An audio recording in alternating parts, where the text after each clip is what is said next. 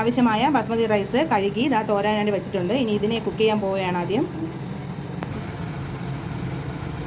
നമ്മളിത് ആദ്യം ചെയ്യാൻ പോകുന്ന റൈസിലേക്ക് ആവശ്യമായിട്ടുള്ള പട്ട, ഗ്രാമ്പു ഇതൊക്കെ വഴറ്റിയെടുക്കാൻ വേണ്ടിയിട്ട് കുറച്ച് ഓയിൽ ഒഴിച്ചു കൊടുക്കുകയാണ്. പിന്നെ ഇതിൻ്റെ കൂട്ടത്തിൽ നമ്മൾ ഹോം മെയ്ഡായിട്ട് തയ്യാറാക്കിയതാണ് നെയ്യും കൂടെ നമ്മൾ ഇതിലേക്ക് ആഡ് ചെയ്ത് കൊടുക്കുകയാണ്. 1 ടീസ്പൂൺ അളവ് ഇട്ടിട്ടുണ്ട്. നമ്മൾ ആദ്യം ഇല ഇട്ട് കൊടുക്കുകയാണ്. ലീഫ്, ഇത് നമ്മുടെ ലീഫ് എന്ന് പറഞ്ഞാൽ വയണ ഇലയുടെ ലീഫാണ്. അത് 2 എണ്ണം എടുത്തിട്ടുണ്ട്. പിന്നെ ഇതാ പട്ട 2-3 പീസ്, 2 ഏലയ്ക്ക, ഒരു 3-4 ഗ്രാമ്പു, പിന്നെ ഇവിടുത്തെ ഒരു ചെറിയ ജീരകമാണ് നമ്മൾ ബിരിയാണിയിലൊക്കെ ചേർക്കുന്ന ഒരു ചെറിയ ജീരകം. അതുകൊണ്ട് ഞാൻ ഇതിലേക്ക് ആഡ് ചെയ്ത് കൊടുക്കുകയാണ്. നമ്മളിത് ആവശ്യമായിട്ടുള്ള ചേരുവകളാണ് ഇപ്പോൾ ഇതാക്കിയെടുക്കുന്നത്. നമ്മളിത് കുക്ക് ചെയ്യാൻ പോകുന്ന റൈസ് കുക്കറിലാണ്. നമുക്ക് ആദ്യം ഇതിൽ 2.5 കപ്പ് റൈസാണ് നമ്മൾ എടുത്തിരിക്കുന്നത്. ഈ കപ്പിൽ തന്നെ 5 ഗ്ലാസ് വെള്ളമാണ് ഞാൻ ഇതിലേക്ക് ഒഴിക്കാൻ പോകുന്നത്.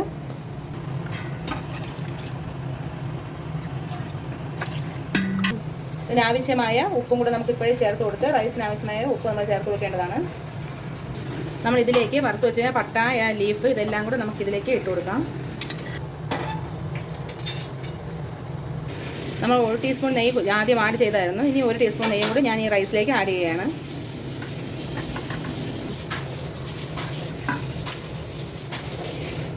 വെജിറ്റബിൾ ബിരിയാണിക്ക് ആവശ്യമായ സാധനങ്ങളാണ് ഞാനിവിടെ കട്ട് ചെയ്ത് വെച്ചിരിക്കുന്നത്. സവാള, പച്ചമുളക്, ഉരുളക്കിഴങ്ങ്, തക്കാളി, ഇത് ഒരെണ്ണമാണ്. ഒരു ചെറിയ ഉരുളക്കിഴങ്ങ് എടുത്തിരിക്കുന്നത്. കുറച്ചൊരു 4-5 ബീൻസ്, ഒരു കുഞ്ഞ് ക്യാരറ്റ്, പിന്നെ ഞാൻ പറഞ്ഞിട്ടില്ലേ എക്സ്ട്രാ ആയിട്ട് ഞാൻ ഇതിനകത്ത് ആഡ് ചെയ്യുന്നത് സോയാബീൻ. ഇതൊരു 10-20 എണ്ണം ഞാൻ ചെറുതായിട്ട് ഒന്ന് വേവിച്ച് പിഴിഞ്ഞൊക്കെ എടുത്ത് വെച്ചിരിക്കുന്നതാണ്. ഇത് കുഞ്ഞു പീസിലായിട്ട് ഞാൻ മുറിച്ച് വെച്ചിരിക്കുകയാണ്. പിന്നെ കോളിഫ്ലവർ, ഇതൊരു 10-20 കഷ്ണം കാണും. ഇത്രയാണ് ഞാൻ ഇതിലേക്ക് ആഡ് ചെയ്യുന്നത്. അടുത്ത് നമുക്കിതിലേക്ക് ഉള്ളി ഒന്ന് വഴറ്റിയെടുക്കേണ്ടതാണ്. ബിരിയാണിക്ക് ആവശ്യമായിട്ടുള്ള സവാള നമ്മൾ അരിഞ്ഞ് വെച്ചിട്ടുണ്ട്. അതിനെ ഒന്ന് വഴറ്റിയെടുക്കാൻ വേണ്ടി ആവശ്യത്തിനുള്ള ഓയിൽ ഒഴിച്ചു കൊടുക്കുകയാണ്.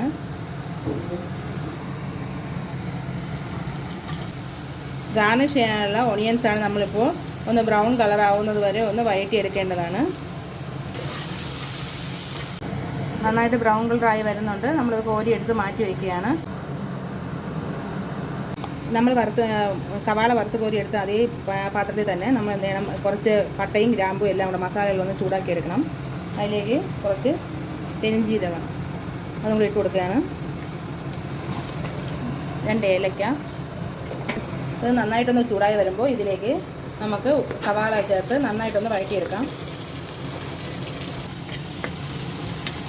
നന്നായിട്ടൊന്ന് വഴണ്ട് വരുന്നത് വരെ നമുക്കൊന്ന് ഇളക്കി കൊടുക്കാം.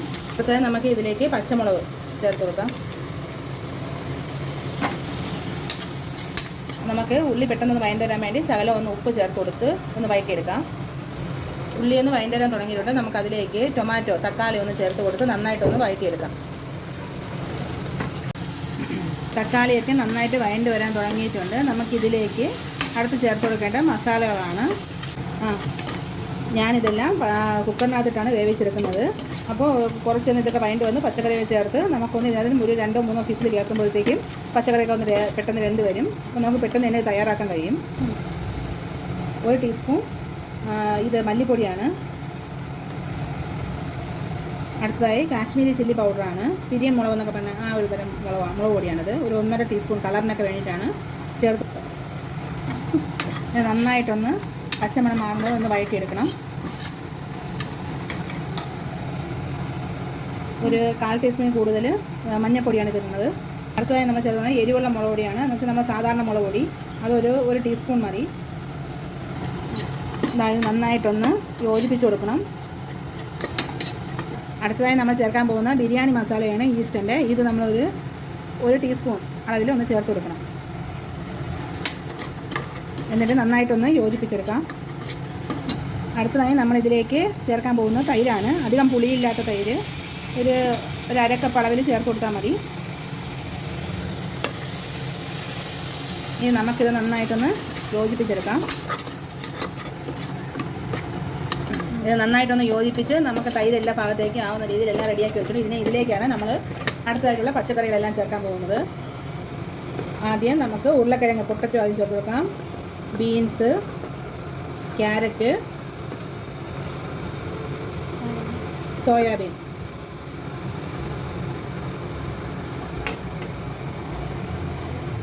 ഇതെല്ലാം ചേർത്ത് നന്നായിട്ടൊന്ന് ഇളക്കി കൊടുക്കാം.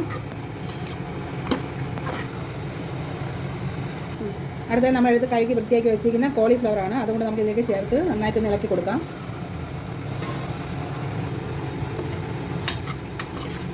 ഇതിലേക്ക് നമുക്ക് ആവശ്യത്തിനുള്ള ഉപ്പ് ചേർത്ത്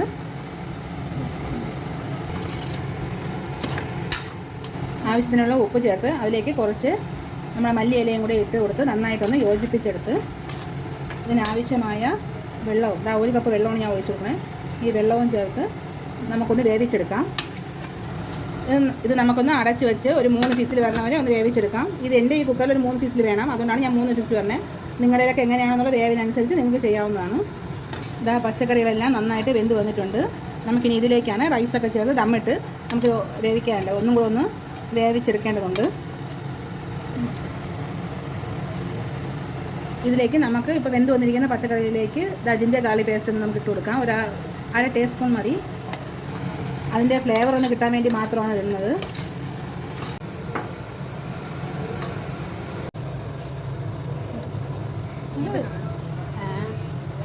റൈസ് നന്നായിട്ട് വെന്ത് വന്നിട്ടുണ്ട്. നമുക്കിനി ഇത് ദം ചെയ്യാൻ വേണ്ടിയിട്ട് റെഡിയാക്കി അതിലേക്ക് ഇടാം. പാകത്തിന് വെന്ത് വന്നിട്ടുണ്ട്. അടുത്തത് നമുക്ക് ഈ വെന്തിരിക്കുന്ന ഇതിലേക്ക് ഞാൻ ഒരു 1/2 ഗ്ലാസ് വെള്ളം ഒഴിച്ചു കൊടുക്കുന്നുണ്ട്. അത് അടുത്ത് നമ്മൾ ദം ചെയ്യുമ്പോഴത്തേക്കും അരി ആയിരുന്നു കരിയാതിരിക്കാൻ വേണ്ടിയിട്ടാണ് ഒരു പേരിന് ശകലം വെള്ളം ഞാൻ ചേർത്ത് കൊടുത്തിട്ടുണ്ട്. നിങ്ങൾ അതുപോലെ ചേർക്കണം. അടുത്തതായി നമ്മൾ റൈസ് അതിലേക്ക് ഒരു ലെയറായിട്ട് ഇങ്ങനെ ഇട്ട് കൊടുക്കുകയാണ്.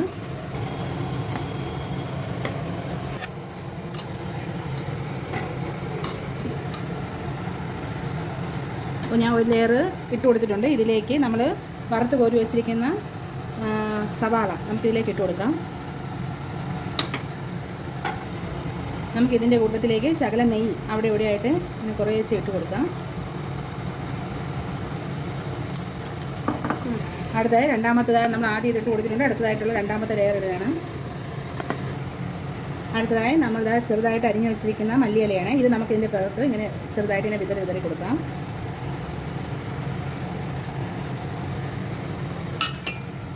ഇതുപോലെ തന്നെ ശകലം നെയ്യ് ഒന്ന് വെറുതെ ഒന്ന് എല്ലായിടത്തും ആ നെയ്യുടെ രുചി ഒന്ന് എത്തുന്ന രീതിയിൽ ഒന്ന് ചെയ്ത് കൊടുക്കുക. ഇത് നിങ്ങൾക്ക് മെൽറ്റാക്കി വേണമെങ്കിലും ചെയ്യാം.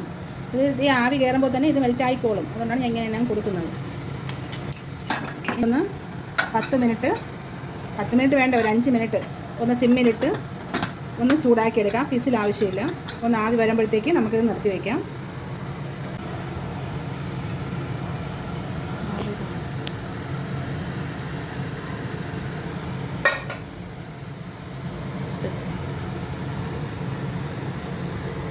നമ്മുടെ ബിരിയാണി നന്നായിട്ട് പാകത്തിന് വെന്ത് നന്നായിട്ട് വന്നിട്ടുണ്ട്. ഇനി നമുക്കിതൊരു പാത്രത്തിലേക്ക് സെർവ് ചെയ്യാം.